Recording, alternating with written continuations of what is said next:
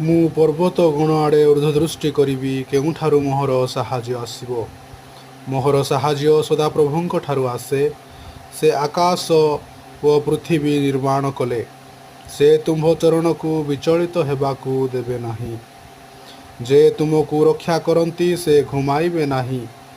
ଦେଖ, ଯେ ଇସ୍ରାଏଲକୁ ରକ୍ଷା କରନ୍ତି ସେ ଘୁମାଇବେ ନାହିଁ କି ନିଦ୍ରା ଯିବେ ନାହିଁ।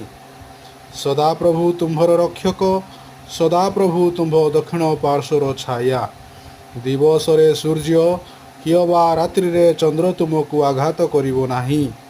ସଦାପ୍ରଭୁ ସମସ୍ତ ଅମଙ୍ଗଳରୁ ତୁମକୁ ରକ୍ଷା କରିବେ। ସେ ତୁମ୍ଭର ପ୍ରାଣକୁ ରକ୍ଷା କରିବେ।